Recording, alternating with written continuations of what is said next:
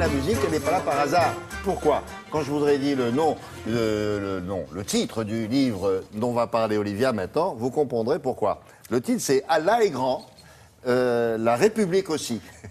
C'est un titre formidable qui dit quasiment tout. Là, c'est très très bien, mais n'oubliez pas la République. Qui a écrit ça? Qui est cette jeune femme? Une jeune femme de 29 ans qui s'appelle Lydia Guirou. C'est publié chez Lattès. Et c'est un livre absolument formidable. Oh oui. C'est à la fois le récit de cette jeune femme, son histoire personnelle, et en même temps c'est un manifeste républicain qui aborde absolument toutes les questions qui fâchent aujourd'hui, que ce soit le voile, la burqa, l'intégration, la violence dans les banlieues, les rapports hommes-femmes. Toutes ces questions que parfois les politiques ne posent pas ou posent mal parce qu'ils ont peur de la stigmatisation, explique beaucoup Lydia Guirou. C'est un livre très très courageux, marqué je trouve par une volonté incroyable.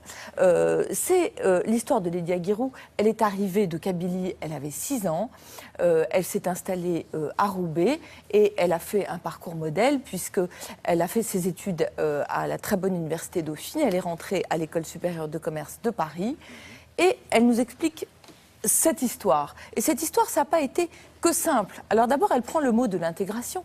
Elle dit, mais l'intégration, pour moi, c'était même pas un problème. C'était juste une volonté. C'était impératif pour elle. Et elle dénonce 2 choses. Elle parle de ce qu'elle appelle le complexe du colonisé, qui est une excuse pour expliquer l'échec. Elle dit qu'elle a toujours regardé devant, jamais derrière. Ce qui n'exclut pas les souvenirs. Il y a un chapitre sur la Kabylie, où elle raconte les odeurs, où elle raconte les rythmes, où elle raconte les bruits dont elle se souvient. Et c'est très joli. Ce qu'elle raconte aussi, c'est la difficulté. La difficulté à l'école, d'abord avec le regard des autres, et aussi avec le regard des professeurs. Moi, il y a une scène qui m'a vraiment beaucoup marquée. Elle raconte, elle est en seconde, et à ce moment-là, il y a des classes qui ont été faites. Il y a une classe avec les élèves dont on pense qu'ils ne vont jamais réussir, et une classe avec ceux qui ont tout pour réussir. Elle, Lydia Guirou, elle a été mise dans la classe de ceux qu'on va laisser sur le bord du chemin, qu'on va éventuellement orienter vers des C'est un a priori, filières. ça. C'est-à-dire un a priori total. On ne tient même pas compte de ces résultats. On dit, Voilà. vous allez où Mais mettre cet là a priori, il est stigmatisé dans la classe. Il y en a qu'on met au dernier rang et d'autres qu'on met au premier rang au cours d'économie. Et qu'est-ce qu'elle fait, Lydia Guirou? Eh bien, le cours d'après, elle se met au premier rang devant. Eh bien, croyez-le ou pas, le professeur lui dit « Non, toi, tu te mets pas là, tu te mets au fond ». Alors, elle dit « Si, non, moi, elle dit « J'adore l'économie, je suis très intéressée, j'ai envie de suivre ». Et on lui dit « Tu seras punie ». Elle dit non, je ne serai pas punie parce qu'on ne punit pas les gens qui veulent se mettre au premier rang pour bien réussir. Et finalement, elle va réussir vraiment à imposer sa volonté parce qu'elle en a. Alors, il y a son histoire, il y a aussi l'histoire de filles qui peut-être ont moins de volonté qu'elle et qui ont des histoires terribles parce qu'elles sont rattrapées par le communautarisme et donc elles se retrouvent voilées. Il y a je trouve qu'il y a des chapitres très très intéressants sur le voile aujourd'hui qui est un sujet... Non, c'est bien parce que tous les sujets auxquels vous pensez, ils sont tous traités par cette jeune femme Oui. et fort bien avec beaucoup d'intelligence. Oui, il y a une chose à laquelle je n'avais pas pensé, c'est cette histoire de Sciences Po. Vous savez, Sciences Po, depuis quelques années, avec son ancien directeur, Richard Descoings, accueille des enfants dits des quartiers.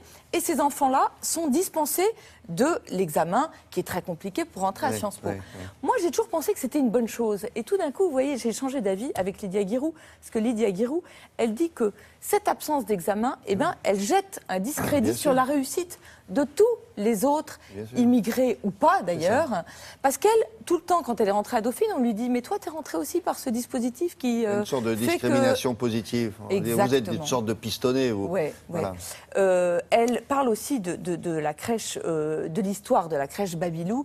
Et c'est très intéressant. Tous les sujets. Ce qui ressort de ces livres, c'est que partout, il faut imposer et réaffirmer le principe de la laïcité, parce que c'est un principe qui rassemble, alors que les communautarismes, ce sont des principes qui divisent. Je trouve que l'actualité est difficile en ce moment. Il y a des questions qui sont très compliquées et qui sont très pointues. Eh bien, achetez ce livre. Je trouve que c'est un acte citoyen qui vous permet de mieux comprendre les choses, en tous les cas de les comprendre au-delà des clichés et des étiquettes. Voilà, et elle dit la République est grande. La Pas mal là République est d'ailleurs, elle grande. renie rien. Ah non, ni elle son ne pays renie rien. d'origine, ni sa culture, ni sa religion, mais elle dit je suis d'ici maintenant. Comme Voilà, le dit elle combat Javel. beaucoup le principe de double culture parce qu'elle Ouais. dit que c'est un principe qui empêche, qui fait que partout, eh ben, vous êtes l'autre, vous êtes Vous êtes la différent. moitié de quelque chose avec Exactement. la double culture. Je ne sais Vous pas si suivez j'ai ou pas, le temps là de parler Non, des je Bretons. suis surtout, et en plus j'ai remarqué que sur la couverture, il y avait la photo d'une jolie femme qui Elle pourrait est- être Elle l'auteur. est très Peut-être, jolie, c'est- Lydia voilà. Guérou. Voilà. Alors, je vais parler des Bretons la Oh, semaine je- prochaine parce je que le sais livre pas. est génial.